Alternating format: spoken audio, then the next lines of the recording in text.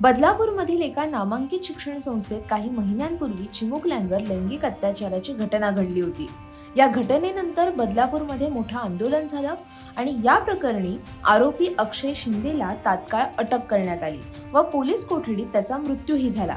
ही घटना ताजी असतानाच पुन्हा एकदा बदलापूरमध्ये एका 19 वर्षीय तरुणीवर रिक्षा चालकाने लैंगिक अत्याचार केल्याची घटना समोर येते।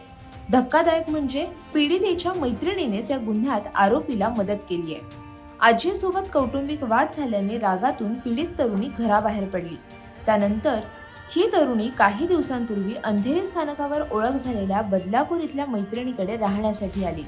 आरोपी दत्ता जाधव आणि दोन्ही तरुणी एका ठिकाणी पार्टीसाठी बसले होते।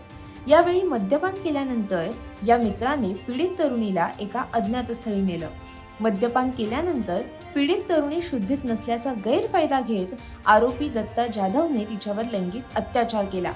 या सर्व प्रकरणात पीडित तरुणीच्या मैत्रिणीनेच मदत केली असल्याचं समोर आलंय। पीडित तरुणी शुद्धीत आल्यानंतर आपल्यावर लैंगिक अत्याचार झाल्याचं तिच्या लक्षात आलं आणि तिने पोलीस ठाण्यात धाव घेतली। बदलापूर पूर्व पोलीस ठाण्यात 23 डिसेंबरला तक्रार नोंदवली गेली। तक्रार नोंदवल्यानंतर अवघ्या 12 तासात रिक्षा चालक दत्ता जाधवला अटक करण्यात आली। पोलीस आपल्याला अटक करतील या भीतीने दत्ता जाधव हा आपल्या बहिणीच्या घरात कपाटात लपून बसला होता। दत्ता जाधवला साथ देणाऱ्या पीडित महिलेच्या मैत्रिणीलाही पोलिसांनी अटक केली आहे। अशाच बातम्यांच्या अपडेटसाठी आणि नवनवीन माहितीपूर्ण व्हिडिओसाठी माय महानगर लाईव्हला नक्की सबस्क्राईब करा।